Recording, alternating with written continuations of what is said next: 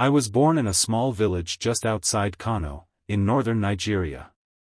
My name is Yusuf Ibrahim. From as far back as I can remember, my life revolved around the mosque. My father was the chief imam of our village mosque, and from childhood, I was trained to follow in his footsteps. Every morning, before the sun rose, I could hear his voice calling me from across the small courtyard, telling me to prepare for far prayer. The sound of water from the ablution taps, the feel of the cold floor against my feet, the faint smell of burning firewood from nearby kitchens, these were all part of my daily life.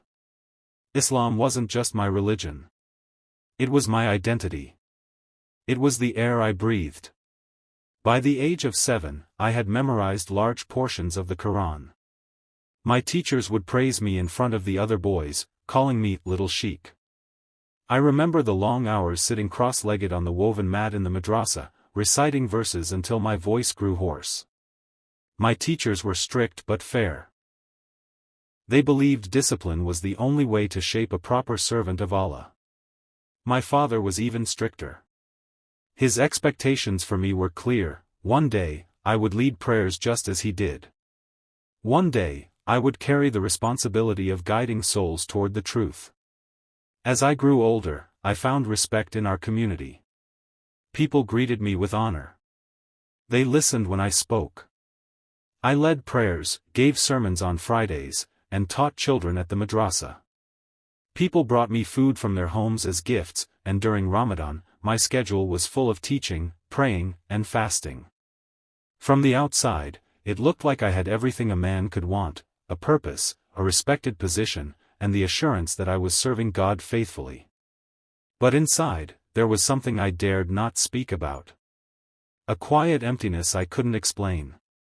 Late at night, after the prayers were done and the mosque was silent, I often sat alone under the stars, questioning things I had never dared to question before. Why did Allah feel distant, even though I spent my entire life serving Him? Why did the words I repeated every day feel like rituals, not conversations? There were moments when I wondered if I was doing something wrong. I kept these thoughts hidden. I couldn't let anyone know. Doubt, after all, was dangerous.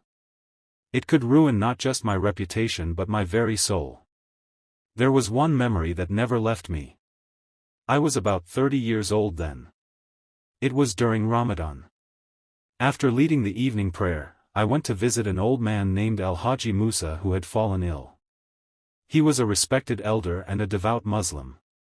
As I sat beside him, he grabbed my hand tightly and whispered, "Yusuf, what if we are wrong?" His eyes were wide with fear, his voice trembling. I remember pulling my hand away, scolding him softly, telling him to seek forgiveness for such words. But when I left his house that night, his question followed me. It echoed in my mind for days, for months, and eventually, for years. Still, I pushed the thoughts aside. I buried them under more prayers, longer fasts, deeper study. I told myself that the questions were from Shaitan. I told myself that Allah was testing me. I tried harder to please Him, to silence the doubts that gnawed at my soul. Life continued in this way for many years. By the time I was 40, I had become the chief imam after my father passed away.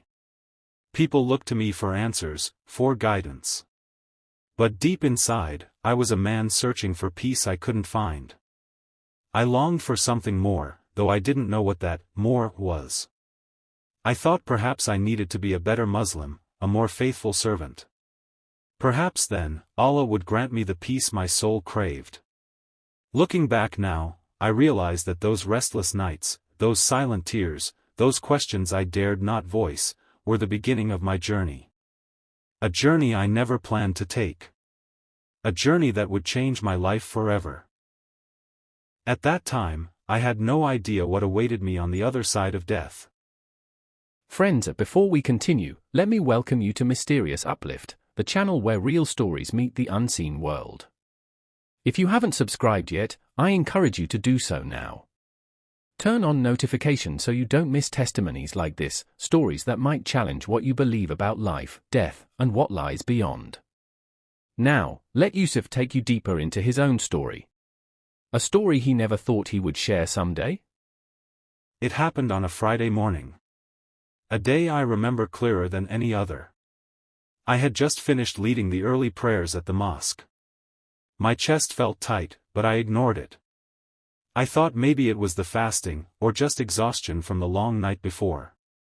I went back home and sat under the neem tree in front of my house, as I always did. But that morning felt different. Something wasn't right. Minutes later, I felt a sharp, crushing pain across my chest. It wasn't like anything I had ever felt.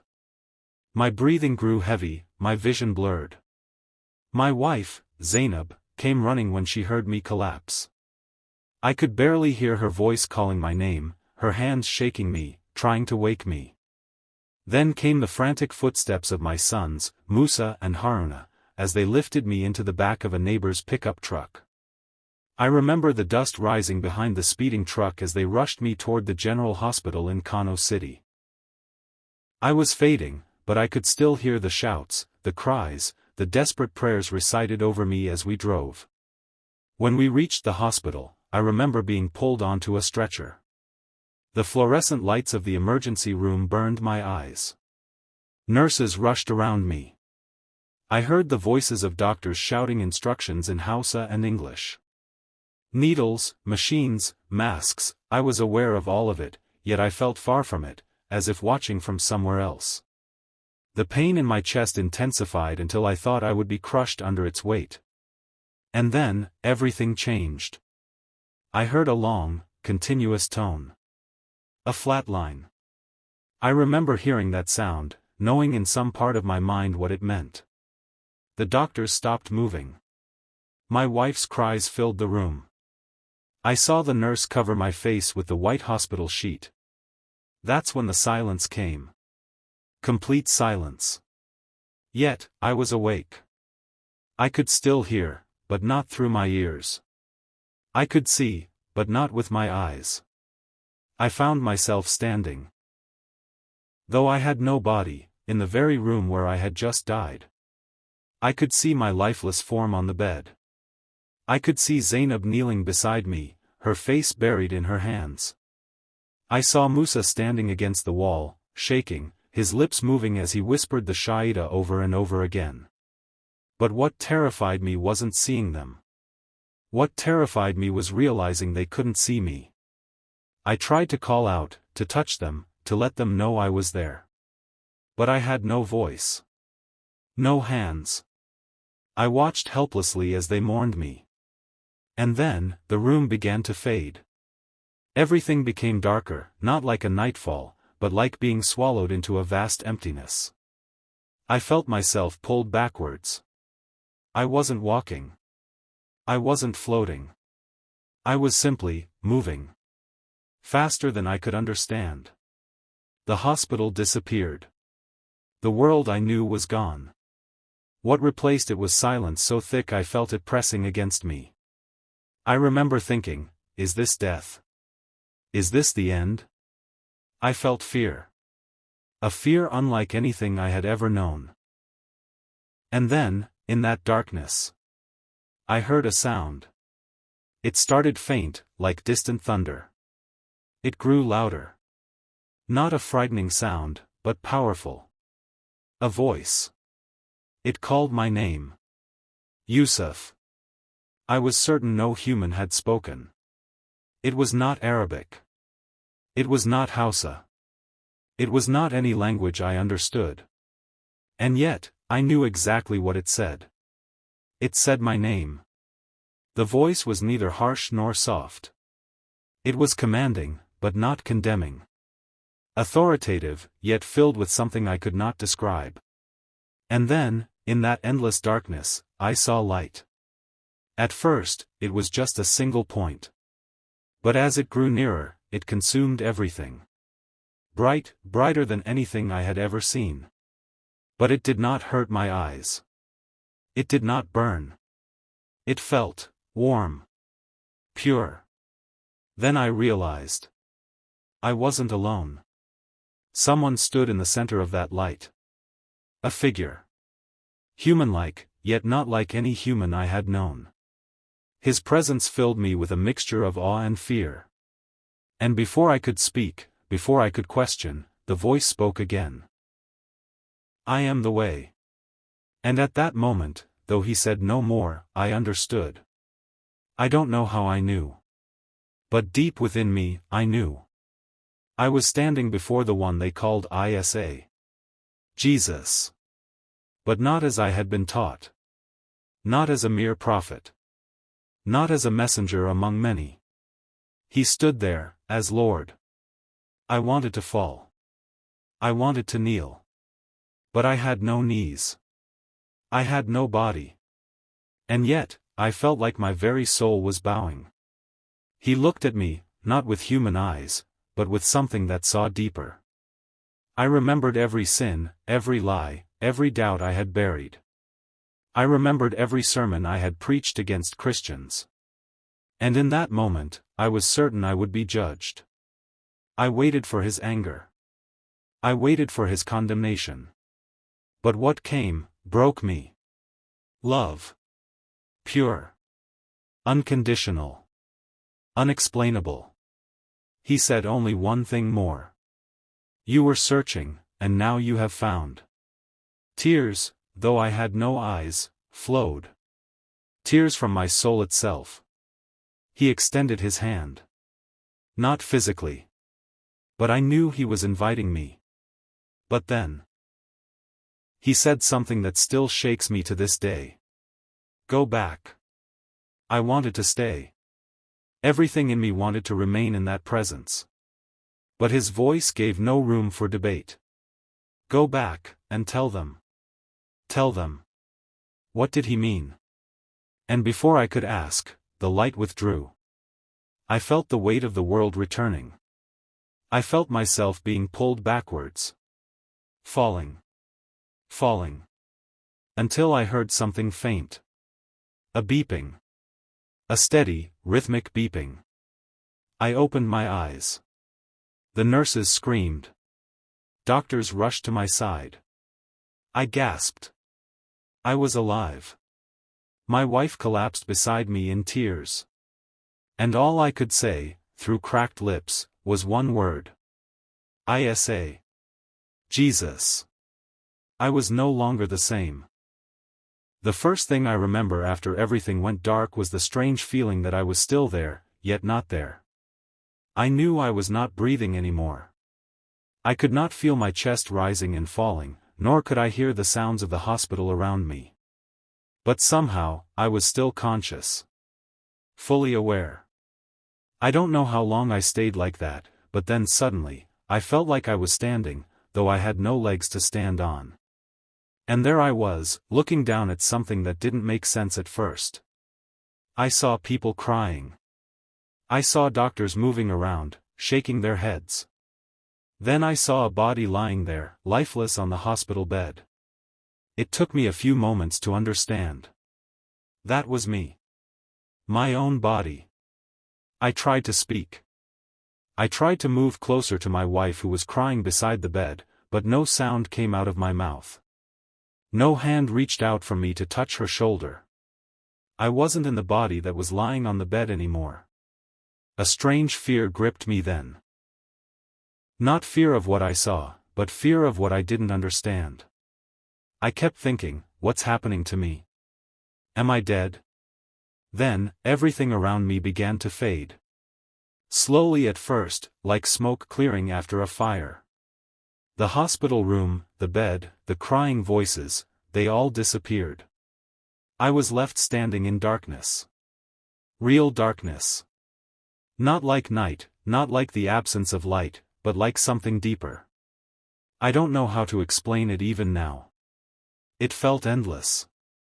The kind of darkness that presses against you, even though you have no skin to feel it. There was no sound. No echo. Just silence. And me, floating or standing, I couldn't tell, in the middle of it all. I don't know how long I remained there. Time didn't seem to exist in that place. I felt fear creeping into me slowly. A fear I had never known before. I kept asking myself, is this where the soul waits? Is this Barzakh? I tried to remember everything I had been taught about the soul after death, but none of it seemed to explain what I was experiencing. I called out, though I had no voice. I remember thinking, Allah, where are you? Then, something happened. At first, it was faint. A sound, like wind but not wind. Like water, but not water. It grew louder. Not deafening, but strong enough that I knew something was coming. And then, I heard it. My name. Clear as day. Yusuf. It wasn't like anyone calling from far away. It was everywhere, surrounding me. It didn't come through ears. I heard it deep inside me. But I understood one thing immediately: this voice wasn't human. I tried to answer, but again, I couldn't speak. Then, from a distance that felt both near and far, a light appeared.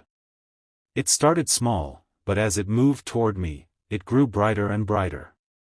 I wanted to look away. I thought it would burn me. But it didn't. The closer it came, the warmer I felt. A warmth that wasn't physical, but something deeper. The darkness couldn't stand before it. Wherever the light moved, the darkness disappeared, as if it had never existed. And in the middle of that light, I saw someone. A figure. At first, I thought it was an angel. But the longer I looked, the more I realized this wasn't like anything I had ever known or seen. He wasn't floating. He wasn't winged. He stood like a man. But more than a man. I knew without anyone telling me, he was the reason for the light. The light came from him. It wasn't shining on him. He was the source of it. I stood there, unable to move, unable to hide. His presence was overwhelming. I felt like every part of me, every thought I'd ever had, was exposed. Like I couldn't hide even a single secret from him. And still, he looked at me. Not with eyes that could be described, but with a knowing that pierced through my very soul. I wanted to look away, but I couldn't. I expected judgment. I expected anger. But instead, what I felt, was love. A love so pure, so complete, that it broke me from the inside. I wasn't being punished. I wasn't being condemned. I was being known. Fully known. And still, loved. Then, he spoke. I am the way. Just that. Nothing more. But when he said those words, I understood. Not through learning, not through reasoning, but as if the knowledge was simply placed inside me. I knew. I knew exactly who he was. This was Jesus. Isa. But not the prophet I had preached about all my life. Not the messenger I had defended against Christians. This was Jesus, the Lord. I felt everything inside me crumble. My pride. My years of teaching. My certainty in my own knowledge. They all fell away in that moment. And for the first time in my life, I saw the truth. The one I had rejected stood before me, yet he did not reject me. I wanted to stay there forever. But then, something I never expected happened. He spoke again. Go back. Those two words filled me with confusion. Go back? Back to where? I didn't want to leave. I didn't want to return to whatever life I had known. Here, in his presence, I finally felt peace. I felt whole. But there was no arguing. Go back, and tell them. Tell them. Tell who? Tell what? I didn't know. But before I could say anything, before I could ask him even one question, the light began to pull away. Not as if it moved. But as if I was falling back from it. I reached out, though I had no hands. I cried, though I had no voice. I wanted to stay. I needed to stay. But I was falling. Faster and faster. The light grew smaller. The darkness returned. Then came the sound of a steady beep. And the sudden, crushing weight of my body. I gasped. Air flooded back into my lungs. I opened my eyes. The hospital lights were above me. I heard shouts. Voices crying out. Someone said, "He's breathing." And then I saw my wife's face, soaked in tears, leaning over me. I tried to speak. My throat burned. But somehow, I whispered the only word that mattered. Isa. And then, the tears flowed from my eyes. Because I knew. I had met him. And my life could never be the same again. The days after I came back from death were not what I expected. In the hospital, as I lay recovering, I replayed the encounter over and over again in my mind.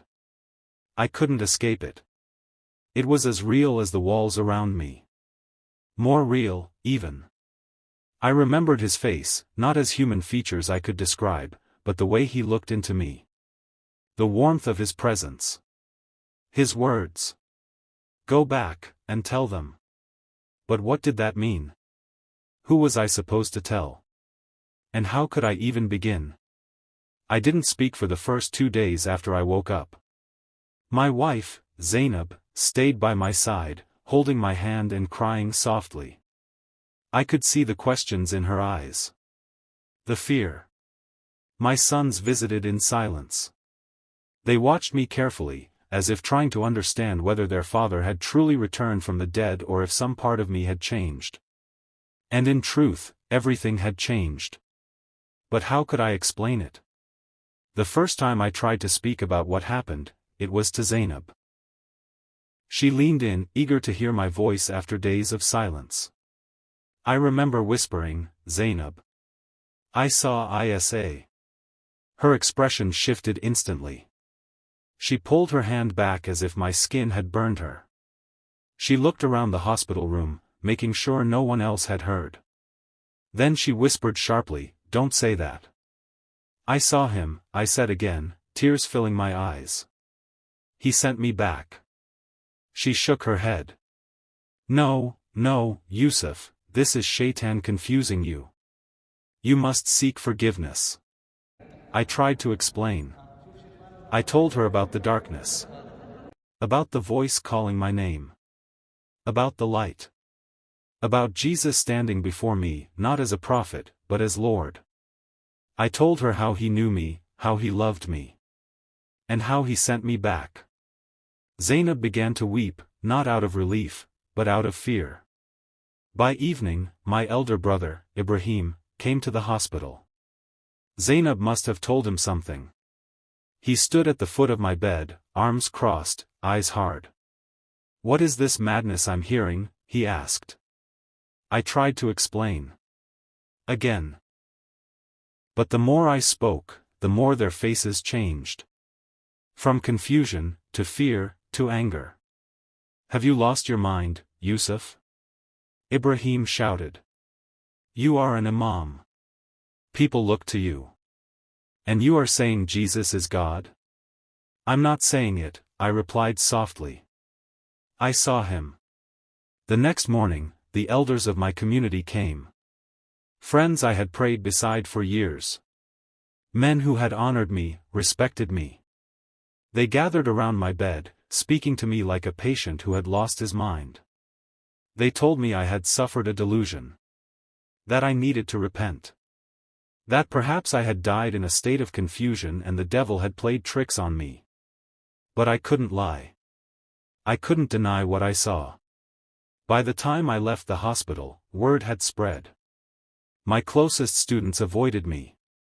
People who once greeted me with smiles now looked away when I approached. I became a stranger in my own village. One evening, as I sat quietly under the neem tree, Zainab came to me with tears in her eyes. She told me she could no longer stay.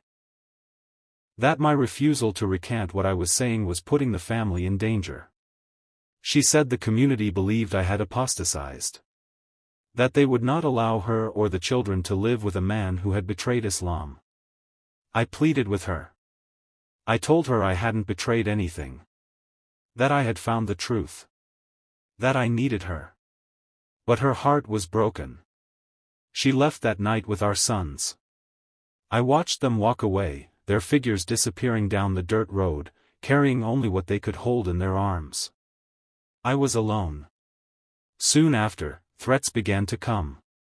Notes left at my door. Stones thrown at my windows in the middle of the night. Old friends turned into enemies. I understood the danger I was in. Apostasy, in our community, wasn't just shameful, it was punishable. I began sleeping with one eye open, waiting for the day someone would decide to end my life. Yet, despite the fear, despite the loneliness, I couldn't deny him. How could I? I saw him. I met him. He sent me back. Many nights, I sat awake, questioning everything. Asking God why he allowed me to see what I saw, if it meant losing everything. My family. My community. My purpose. But in the silence, in the darkness of those lonely nights, I remembered his words. Go back, and tell them. Even now, I didn't know how. I didn't know who would listen. But I knew I had to try. Even if no one believed me. Even if it cost me my life. I had to obey. In the months that followed, I lived like a man caught between two worlds. I left the village quietly, without saying goodbye. I knew if I stayed, would not survive. I moved to Kaduna, a city where no one knew my name, where I could walk the streets without the weight of my past suffocating me. There, in a small rented room, I began to rebuild my life, not as an imam, not as a teacher of Islam, but as a man searching for the Jesus who had met me in the light. At first, I kept everything inside. I was too afraid to speak to anyone. I was a former imam. Who would believe me? Who could understand? I carried the memories of my encounter like a secret treasure and a heavy burden at the same time. I read the only Bible I could find, an old, tattered one that I bought from a street vendor. Every word felt new, yet familiar. The verses spoke directly to my soul in a way nothing ever had before. I read the Gospel of John again and again.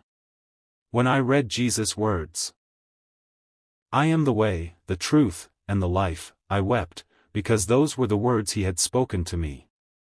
I had lost everything, my wife, my sons, my community, but for the first time in my life, I felt peace. A peace that wasn't based on performance. Not on rituals. Not on being good enough. It was a peace that came simply from knowing him. The one who loved me even when I rejected him. But peace wasn't enough. I knew what he had told me. Go back, and tell them. So after many months of fear and silence, I found a small house church in the outskirts of the city. They didn't know who I was when I first walked in. I didn't look like a Christian. My clothes, my mannerisms, they all spoke of my past. But when I shared my story with the pastor in private, he didn't judge me. He wept with me. He prayed with me. And slowly, I began to understand that God had not only saved me, he had prepared a purpose for me. At first, I shared my story only within that small church. Quietly. Cautiously. I stood trembling the first time I spoke before them.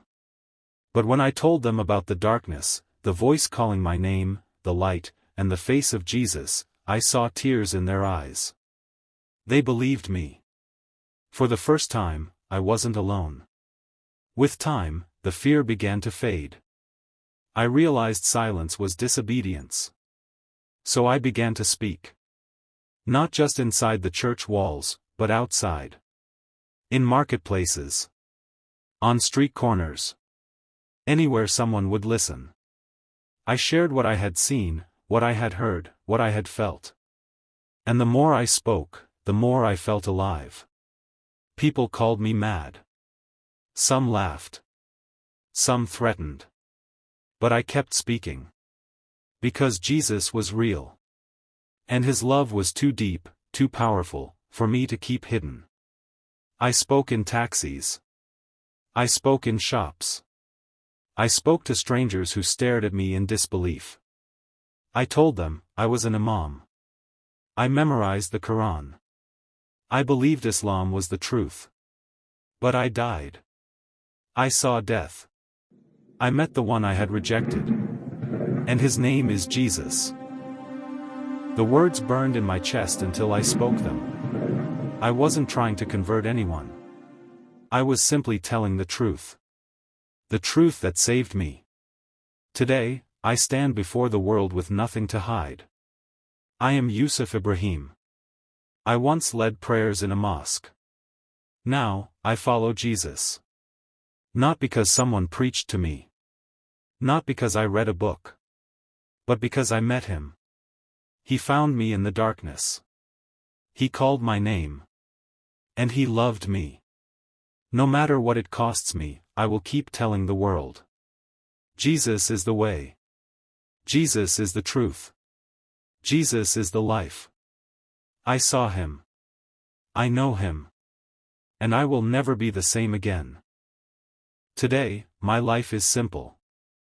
I no longer stand before large crowds in mosques. I no longer carry the title of Imam. I live quietly in a small house on the edge of the city, surrounded by people who now call me brother. Each morning, I sit under the same kind of tree where I once questioned my purpose. But now, my heart is at peace. I wake up not with fear of whether my prayers will be accepted, but with the joy of knowing I am already loved, fully, completely, by the one who gave his life for me. I spend my days reading the Bible, sometimes for hours, letting the words sink deep into my soul. The same soul that once doubted, now rests. I join my small community of believers each week. We worship, we pray, and we break bread together, not in ritual, but in love. And each time I share my story, whether to one person or to many, I remember why I was sent back. This peace I have now is not something I earned. It's not something I found by being a good man. It is grace. Pure grace. I had nothing left when Jesus found me. I had lost everything. And yet, in him, I gained everything I never knew I needed. From a devoted Imam, to a fearless follower of Jesus. My journey is proof that no one is beyond the reach of God's grace. Not me. Not you. No matter your past. No matter your doubts. No matter how far you've walked from the truth. If you're watching this now, I believe it's not by chance. Jesus is calling. He is the light in your darkness. He is the voice calling your name. He is the one who loves you more than you can understand. He said, I am the way, the truth, and the life. I saw him. I met him.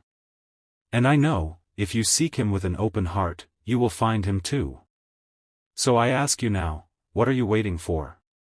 Right where you are, ask him to show you the truth. Because once you know him, nothing in your life will ever be the same again. This is Mysterious Uplift. Thank you for watching. Don't forget to subscribe, share this story, and help us spread the light. Your journey might just begin today.